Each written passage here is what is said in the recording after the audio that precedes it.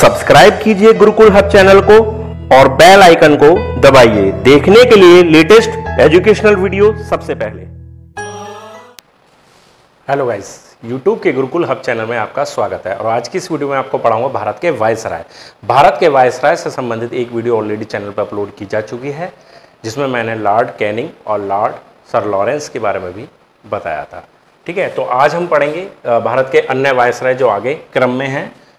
ठीक है, तो आधुनिक भारत, प्राचीन भारत और मध्यकालीन भारत से संबंधित सभी वीडियोस बना दी गई हैं, वो सब आपको इंडियन हिस्ट्री की प्लेलिस्ट में मिल जाएंगी। वहां जाकर अभी आप सभी वीडियोस को वॉच कर सकते हैं। ठीक है, तो आज स्टार्ट करते हैं हम भारत के वायसराय लॉर्ड मेयो। तो लॉर्ड मेयो का जो शासनकाल रहा था वो रहा था 1869 से 72 ईस्वी तक। 1869 से 1872 ईस्वी तक लॉर्ड मेयो का शासनकाल रहा। इन्होंने कृषि विभाग की स्थापना की। तो कृषि विभाग की स्थापना करने का जो श्रेय जाता है वो जाता है लॉर्ड मेयो को।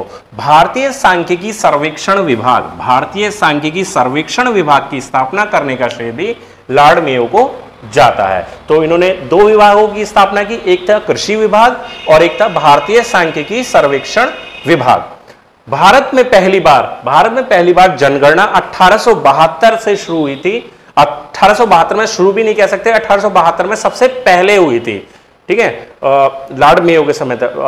बाकी 1881 से कंटिन्यू हुई है लॉर्ड रिपन के समय, वो मैं आपको आगे बताऊंगा। जो पहली बार भारत में जनगणना हुई थी, भारत में जो पहली बार जनगणना हुई 1872 में हुई थी और वो हुई थी लॉर्ड मेयो के शासनकाल में। तो यहां से हमें कितने पॉइंट पता चले? एक तो कृषि विभाग की स्थापना की इन्होंने, भारतीय सर्वेक्षण विभाग की स्थापना की, सांख्यिकी सर्वेक्षण विभाग की, और पहली बार भारत में जो जनगणना हुई थी 1872 में वो लॉर्ड मेयो के शासनकाल में ही हुई थी।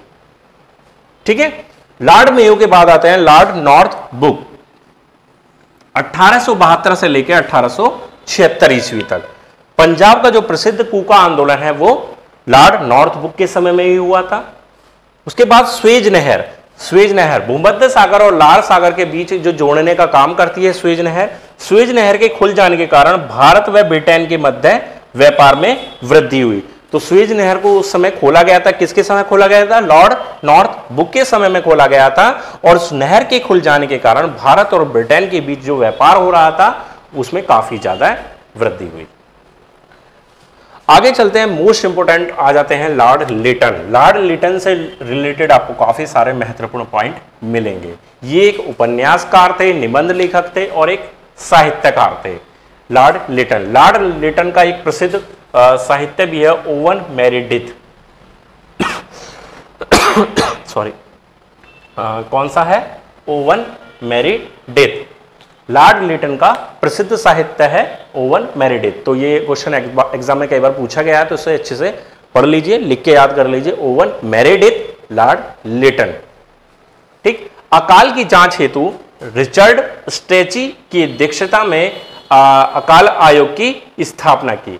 अकाल के कारण किस तरह क्यों अकाल होता है उसके लिए रिचर्ड स्ट्रेची थे, उनकी अध्यक्षता में एक अकाल आयोग की स्थापना की थी इन्होंने। ठीक है, 1 जनवरी 1877 को ब्रिटेन की महारानी विक्टोरिया को केसर ए हिंद की उपाधि से सम्मानित करने के लिए दिल्ली में एक भव्य दरबार का आयोजन कराया था लॉर्ड लिटन ने। कब कराया था? 1 जनवरी 1877 में। जो ब्रिटेन की महारानी हुआ करती थी विक्टोरिया, उनको केसर ए हिंद की उपाधि से सम्मानित करने के लिए दिल्ली में एक बहुत बड़ा भव्य दरबार का आयोजन करवाया था लॉर्ड लिटन के द्वारा। ठीक है, 1878 में वर्नाक्यूलर प्रेस एक्ट पारित किया। वर्नाक्यूलर प्रेस एक्ट क्या था? भारतीय प्रेस जो थी उसकी स्वतंत्रताओं पर अंकुश लगाते हुए कठोर रूप से उस पर प्रतिबंध लगा दिया गया कि अब उन्हें पूरी तरह से आजादी नहीं थी कुछ भी लिखने या छापने की। तो उसको वर्नाक्यूलर प्रेस एक्ट के तहत प्रतिबंधित कर दिया गया था। उसके बाद 1878 में ही इन्होंने भारतीय शस्त्र अधिनियम पारित किया। भारतीय शस्त्र अधिनियम के अंतर्गत क्या था? कोई भी भारतीय को ना तो शस्त्र रखने की अनुमति थी, ना ही उनका व्यापार करने की अनुमति थी। तो भारतीय शस्त्र अधिनियम और वर्नाक्यूलर प्रेस एक्ट दोनों को 1878 ईस्वी में पारित किया लॉर्ड लिटन के समय में। ठीक है, और एक महत्वपूर्ण आ जाता है पॉइंट है सिविल सेवा परीक्षा की जो आयु 21 वर्ष से घटाकर 19 वर्ष कर दी गई थी इन्हीं के समय में।